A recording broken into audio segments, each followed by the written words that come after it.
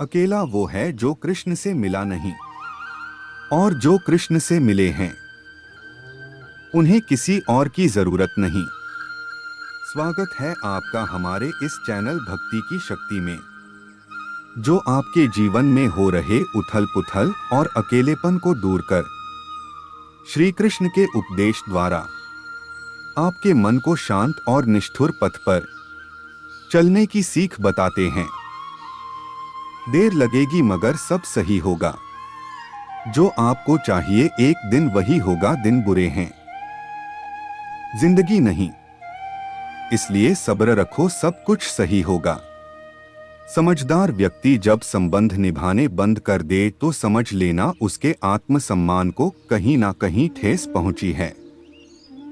जो धोखा खाने और दुख मिलने के बाद भी गलत रास्ते पर नहीं जाता और ईमानदारी से अपना कार्य करता रहता है, ऐसा इंसान भगवान को सबसे प्रिय है।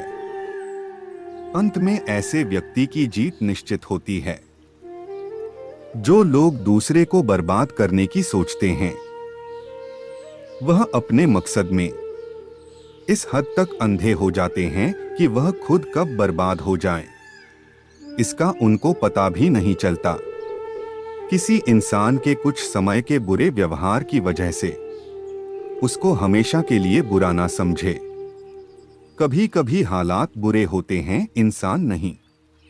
कृष्ण कहते हैं, यदि कोई भरोसा तोड़े तो उसका भी धन्यवाद करें, क्योंकि वह हमें सिखाता है कि भरोसा बहुत सोच समझकर करना चाहिए। आप कोई भी हो, संसार में आए हैं तो संघर्ष हमेशा रहेगा। श्री कृष्ण ने हर परिस्थिति को जिया और जीता। श्री कृष्ण कहते हैं, परिस्थितियों से भागो मत, उसके सामने डटकर खड़े हो जाओ, क्योंकि कर्म करना ही मानव जीवन का पहला कर्तव्य है। हम कर्मों से ही परेशानियों से जीत सकते हैं। जैसे कि पुराने गंदे वस्त्र उतारकर नए वस्त्र पहनते समय एक छोटा बालक रोता है, किंतु मां उसके रोने की परवाह किए बिना वह वस्त्र बदलती है, क्योंकि वह जानती है कि उसके बालक के लिए क्या उचित है। उसी प्रकार भगवान अपने भक्त के इच्छा की परवाह किए बिना उसे सफलता और निष्फलता देते हैं, क्योंकि वह जानते हैं कि उसके भक्त के लिए क्या उचित है। उपासना का तात्पर्य है पास बैठना। जो जितना ही ईश्वर के समीप बैठेगा उसमें उसके गुण भी उतने ही अधिक उत्पन्न होंगे।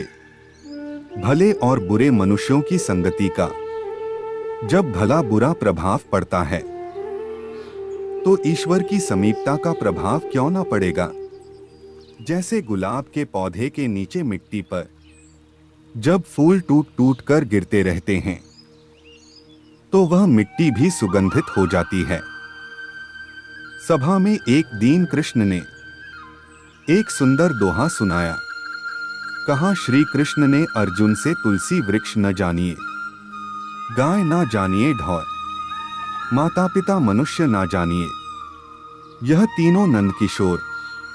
यानी तुलसी को कभी वृक्ष न समझे, गाय को कभी पशु नहीं समझना चाहिए, माता पिता को मात्र मनुष्य ना समझो, क्योंकि यह तीनों साक्षात ब्रह्मा के रूप है। एक बार अर्जुन ने श्री कृष्ण से कहा, इस दीवार पर कुछ ऐसा लिखो कि खुशी में पढ़ो तो दुख हो और दुख में पढ़ो तो खुशी हो। प्रभु ने लिखा, यह वक्त गुजर जाएगा। जिंदगी के इस रण में खुद ही कृष्ण और खुद ही अर्जुन बनना पड़ता है। रोज अपना ही सारथी बनकर जीवन की महाभारत को लड़ना पड़ता है। भाग्य का लिखा कोई छीन नहीं सकता। अगर हो विश्वास ऊपर वाले पर तो वह भी मिलेगा जो तेरा हो नहीं सकता। समय और स्थिति कभी भी बदल सकती है। आथ कभी किसी का अपमान ना करें और ना ही किसी को तुच्छ समझे। आप शक्तिशाली हो सकते हैं, पर समय आपसे अधिक शक्तिशाली है। श्री कृष्ण कहते हैं, यदि जगत में प्रत्येक कार्य मनुष्य द्वारा संभव होता तो मेरा अस्तित्व ही नहीं होता। जहां से तुम्हारे प्रयत्नों का अंत होता है, वहीं से मेरा अर्थात ईश्वर का कार्य आरंभ होता है। स्वयं को ऐसा बना कि जहां तुम हो वहां तुम्हें सब प्यार करें। जहां से तुम चले जाओ वहां तुम्हें सब याद करें। जहां तुम पहुंचने वाले हो वहां सब तुम्हारा इंतजार करें। कुएं में उतरने वाले बाल्टी यदि झुकती है तो भरकर बाहर आती है। जीवन का भी यही गणित है। जो झुकता है वह प्राप्त करता है। मत सोच कि तेरा सपना क्यों पूरा नहीं होता। हिम्मत वालों का इरादा कभी अधूरा नहीं होता। जिस इंसान के कर्म अच्छे होते हैं उसके जीवन में कभी अंधेरा नहीं होता। सौभाग्यशाली होते हैं वो लोग जिन्हें समय और समझ एक साथ मिलती है, क्योंकि अक्सर समय पर समझ नहीं आती और जब समझ आती है तो समय हाथ से निकल जाता है। महाभारत के द्वितीय अध्याय में कहा गया है, जब जब सत्य की असत्य से लड़ाई होगी, सत्य अकेला ही खड़ा होगा, क्योंकि असत्य के साथ मूर्खों की भीड़ होगी। फिर भी असत्य के सामने सत्य की सदैव विजय होगी। जो ज्ञानी होता है उसे समझाया जा सकता है, जो अज्ञानी होता है उसे भी समझाया जा सकता है, पर जो अभिमानी होता है उसे कोई नहीं समझा सकता, उसे सिर्फ वक्त समझाता है। कृष्ण ने अर्जुन से कहा, जो व्यक्ति दूसरे की निंदा कर खुश होता है वह ऐसा कर अपने जीवन के पुण्य को खत्म करता है, क्योंकि वह एक दिन खुद लोगों की दृष्टि में निंदा का पात्र बन जाता है। क्योंकि निंदा करने से मनुष्य अपने जीवन का सिर्फ पुण्य ही नहीं बल्कि पुण्य से प्राप्त हुए सुख, यश और कृति सभी का सर्वनाश कर बैठता है। जो लोग तुम्हारी बुराई करते हैं वह करते रहेंगे, चाहे तुम अच्छा कर्म करो या बुरा।